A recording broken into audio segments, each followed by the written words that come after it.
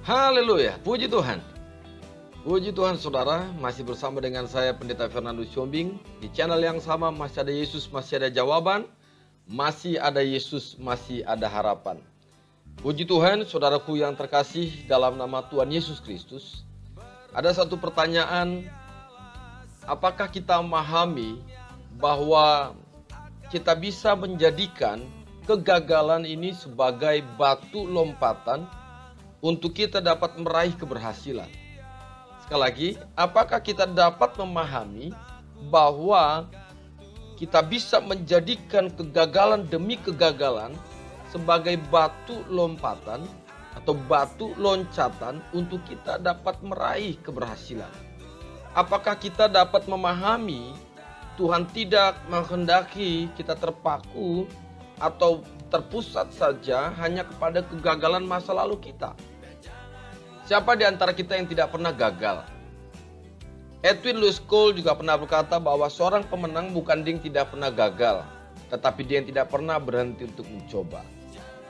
Sekali lagi, apakah kita memahami maksud dan kehendak Tuhan di balik segala atau setiap kegagalan yang kita alami? Kita dapat memahami bahwa Tuhan tidak menghendaki kita fokus atau hanya terfokus kepada kegagalan-kegagalan masa lalu kita. Kita dapat melihat di dalam Ayub pasal 42 ayat 2. Yang berkata, aku tahu bahwa engkau sanggup melakukan segala sesuatu dan tidak ada rencanamu yang gagal. Sekali lagi, aku tahu bahwa engkau sanggup melakukan segala sesuatu dan tidak ada rencanamu yang gagal. Inilah yang disampaikan oleh Ayub. Kita tahu sejarahnya, kita tahu ceritanya. Bagaimana Ayub ini, bahkan ia sampai ditinggalkan oleh sahabat-sahabatnya. Bahkan anak-anaknya harus mati, harta bendanya harus lenyap. Dan istrinya berkata, kutukilah Tuhanmu dan matilah engkau. Kalau kita melihat ini, saudara, kalau kita mungkin tidak memiliki harapan di dalam Kristus, atau kita tidak bergantung kepada Tuhan, tentu saja hidup kita akan mengalami yang namanya kekeringan. Sama juga dengan Ayub.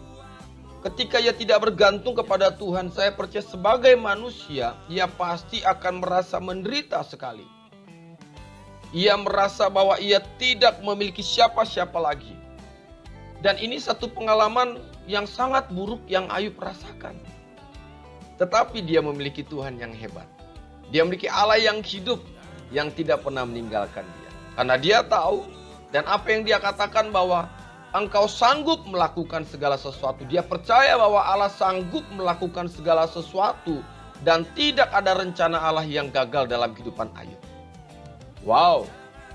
Kita juga melihat dalam Mazmur pasal 37, 23 dan 24. Di mana dikatakan Tuhan menetapkan langkah-langkah orang yang hidupnya berkenan kepadanya. Dan ayat ini sampai dibuat sebuah pujian. Tuhan menetapkan langkah-langkah orang yang hidupnya berkenan kepadanya. Apabila ia jatuh tidaklah sampai tergeletak. Sebab apa? Sebab Tuhan memegang tangannya. Wow, luar biasa saudara. Saudaraku yang dikasihi Tuhan, ketika Tuhan memulihkan keadaan Sion, kita tahu saudara keadaan pada waktu itu pun dalam satu kondisi atau keadaan yang tidak baik. Namun dikatakan ketika Tuhan memulihkan Sion, keadaan kita seperti orang-orang yang bermimpi. Wow, Tuhan memberikan suatu hal yang dahsyat saudara. Mazmur 126 ayat pertama. Dikatakan ketika Tuhan memulihkan keadaan Sion, keadaan kita seperti orang-orang yang bermimpi. Percayalah kepada Tuhan dengan segenap hatimu. Janganlah bersandar kepada pengertianmu sendiri. Janganlah engkau menganggap dirimu sendiri bijak. Sebab itu terlebih suka aku bermegah atas kelemahanku supaya kuasa Kristus turun menaungi aku. 2 Korintus pasal 12 ayat 9b. Saudaraku dikasih Tuhan, semua orang pasti pernah mengalami yang namanya kegagalan dalam hidupnya. Siapapun itu, sehebat apapun orang tersebut, ia pasti pernah mengalami yang namanya kegagalan itu. Termasuk orang-orang hebat. Termasuk orang-orang besar.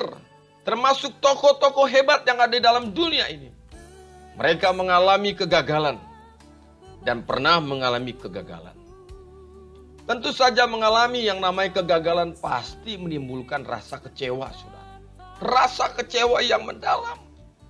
Dan selalu bertanya, kenapa? Kenapa saya bisa gagal? Kenapa ini bisa terjadi dalam diri saya? Namun kita tidak perlu berlarut-larut dalam kekecewaan itu, saudara. Kita tidak perlu berlarut-larut dalam kekecewaan yang berkepanjangan. Apalagi sampai kita berputus asa. Ini sangat berbahaya sekali. Kenapa saya katakan demikian? Saudara yang dikasihi Tuhan, saat berada di ambang keputusasaan, ada begitu banyak hal-hal yang tidak diinginkan seringkali terjadi. Mungkin saja ketika kita putus asa karena gagal, kita bisa terjerat oleh yang namanya narkoba.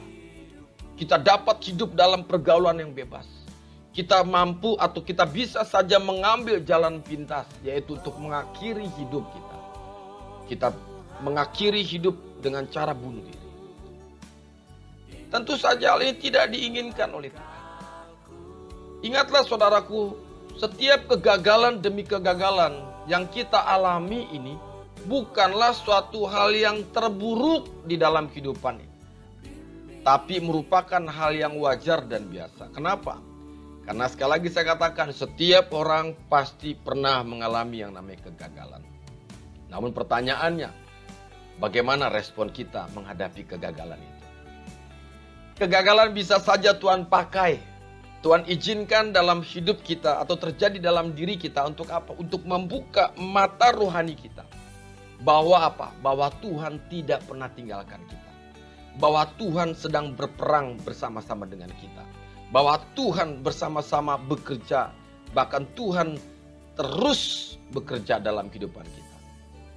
Saudaraku, betapa banyaknya manusia atau di antara kita yang tidak pernah melibatkan Tuhan di dalam setiap rancangan, di dalam setiap rencana kehidupan mereka.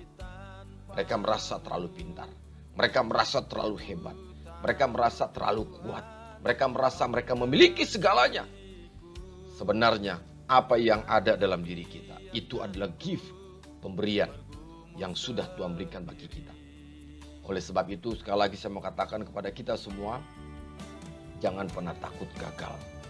Karena kegagalan merupakan langkah awal untuk kita bisa maju, untuk kita bisa berkembang, untuk kita bisa berhasil di kemudian hari. Namun kuncinya saudara, jangan cepat putus asa. Sebagai orang percaya, janganlah kita cepat putus asa ketika kita diperhadapkan dengan yang namanya kegagalan. Sebab kita bukanlah satu-satunya orang yang pernah mengalami kegagalan. Tadi saya katakan bahwa orang-orang besar, tokoh-tokoh terdahulu pernah mengalami kegagalan. Jangan pernah menganggap bahwa kegagalan ini adalah suatu harga mati. Percayalah saudara, akan selalu ada kesempatan pertama, kesempatan kedua, kesempatan ketiga, dan seterusnya. Asalkan kita mau berusaha, kita mau bangkit kembali. Kesempatan untuk kita berhasil pasti akan terbuka dengan lebar. Saudaraku, ambil sisi positif dari setiap kegagalanmu. Ambil sisi positif dari setiap kegagalanmu. Dan tentu saja, belajarlah untuk selalu melibatkan Tuhan di dalam segala aspek kehidupan kita. Sebab kehendak dan rencana Tuhan tidak pernah gagal. Kita pernah gagal, tapi rencana Dia tidak pernah gagal. Sebagaimana yang dikatakan di dalam Ayub pasal 42 ayat 2 ini. Aku tahu bahwa engkau sanggup melakukan segala sesuatu dan tidak ada rencanamu yang gagal. Jangan pernah menyerah. Jangan pernah berputus asa. Masih ada Yesus, masih ada jawaban. Masih ada Yesus, masih ada harapan. Oh haleluya. Tuhan Yesus memberkati. Solidio Gloria. Amin.